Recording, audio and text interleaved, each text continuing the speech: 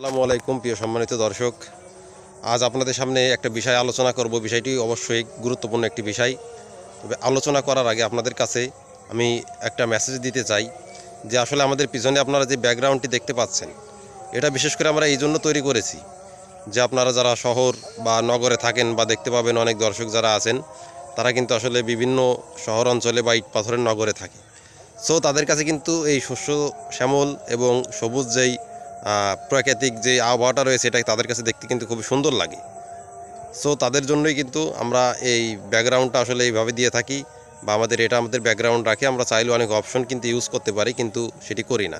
তো প্রিয় দর্শক, আজকে যে বিষয়টি নিয়ে আপনাদের সামনে আলোচনা করব, অতি গুরুত্বপূর্ণ একটি বিষয়।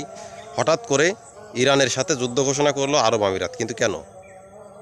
What is it? কেন যুদ্ধ ঘোষণা করলো? এর পিছনে মূলত একটা কারণ আছে। কারণটা একটু আপনাদের বোঝায় আসেন। গত 2 থেকে 3 দিন আগে যদি আপনি একটু পিছনে তাকান, তাহলে কিন্তু ডোনাল্ড ট্রাম্প তার একটা বক্তব্যে বলেছিল যে আরব বিশ্বকে একতা হয়ে হরমুজ প্রণালীর দখল নিতে হবে ইরানের কাছ থেকে। বুঝতে পারছেন? এটা আপনারা দেখেছিলেন। আসলে তারই ধারাবাহিকতায় মানে মার্কিন যুক্তরাষ্ট্রর এই কথায় সাড়া দিয়ে বর্তমানে এই যে আপনার আরব আমিরাত ইরানের সাথে কিন্তু যুদ্ধ ঘোষণা করে দিয়েছে। এখন আপনারা প্রশ্ন করতে পারেন, বা এতে কি সাকসেস হবে? আসলে সত্য কথা বলতে কি, যদি মানে নিরপেক্ষভাবে যদি লিগ্যাল কথা বলতে হয়, তাহলে কিন্তু এখানে স্পষ্টভাবে বলতে হবে যে না, তাদের সাকসেস হওয়ার বিন্দু পরিমাণে যেই মানে সম্ভাবনা, সেটা কিন্তু নেই। প্রশ্ন করতে পারেন যে ভাই কেন? আরব আমিরাত তো একটা শক্তিশালী দেশ, তারাও তো একটি মুসলিম দেশ। হ্যাঁ ভাই, আপনার কথা আমি মানি, এটা ঠিক আছে। কিন্তু আপনি যখন দেখবেন যে একটা মুসলিম দেশ অন্য আরেকটা মুসলিম দেশের বিরুদ্ধে যুদ্ধ করতেছে, কাদের জন্য? কাফের, বেঈমান, ইহুদি, মুশরিকদের জন্য, তখন কিন্তু আপনি তৎক্ষণাৎভাবে ওই দেশটিকে আর সমর্থন করবেন না, সে যতই মুসলিম হোক আর যাই হোক। প্রিয় দর্শক, এখানে তাদের একটু ব্যক্তিগত ব্যাপারও আছে। যেমন যে আরব আমিরাতের ভিতরে আপনারা জানেন যে রেস্টুরেন্ট, বিভিন্ন বিলাসবহুল হোটেল, তাদের যে পর্যটন খাতগুলো রয়েছে, আসলে এখানে কিন্তু ইরান মুহুর্মুহুর্ভাবে মিসাইল হামলা করেছে এবং সেগুলো কিন্তু অকেজো হয়ে গিয়েছে। যার কারণে সেখানে কিন্তু পর্যটকের ধস নেমেছে, সেখানে কিন্তু কোনো পর্যটক নেই। প্রিয় দর্শক শ্রোতা, এমতো অবস্থায় আসলে তাদের মানে এই মানে এই স্বাভাবিক সিস্টেমটা ফিরিয়ে আনতে গেলে, বা তাদের এই পর্যটন যে ইয়েটা রয়েছে, সার্ভিসটা রয়েছে, সেটা স্বাভাবিক বা চালু করতে গেলে ইরানের সাথে যুদ্ধ করে ইরানকে পরাজিত করতে হবে। তবে বাস্তবতা কিন্তু অনেক কঠিন। আপনারা দেখেছিলেন যখন মার্কিন সেনারা দীর্ঘ 20 বছর আফগানিস্তানের ভিতরে যুদ্ধ করে। অ্যাকচুয়ালি যুদ্ধ করার পর তারা কিন্তু 20 বছর পরে তাদের যেই অত্যাধুনিক ফাইটার জেট, আপনার F-35, F-22 র্যাপটা যে যুদ্ধবিমানগুলো ছিল, সেইগুলো কিন্তু রেখে নিজের জীবন বাঁচিয়ে পালিয়েছে। কেন? এই আফগান সেনাদের হাতে, যাতে তাদের হত্যার শিকার না হতে হয়।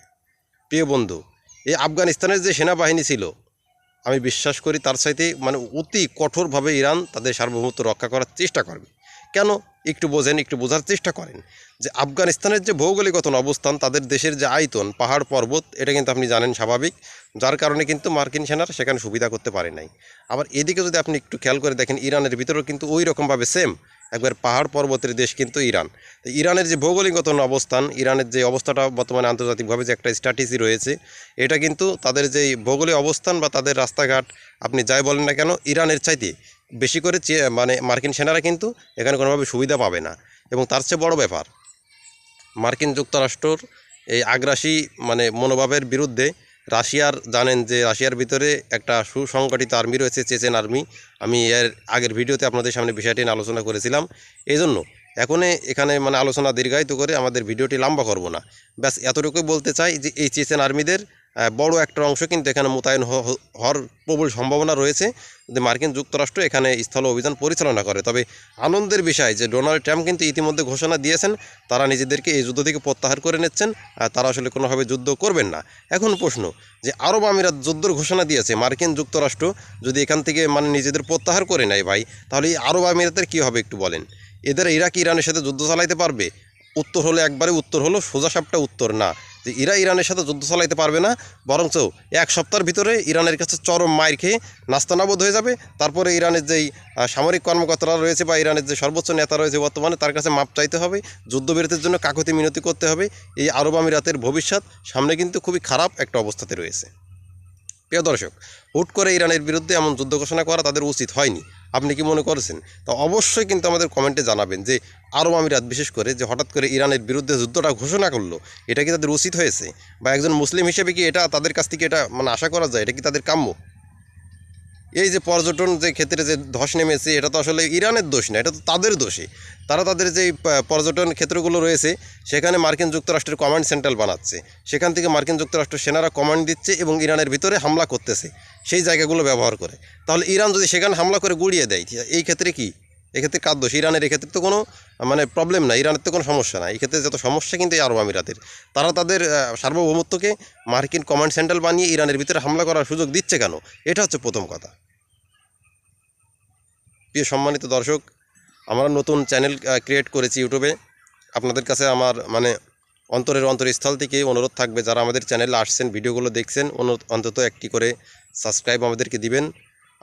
আজ এই আশাবাদ করে এখানে আজকের ভিডিওটি শেষ করছি। আসসালামু আলাইকুম ওয়া রাহমাতুল্লাহি ওয়া বারাকাতুহু।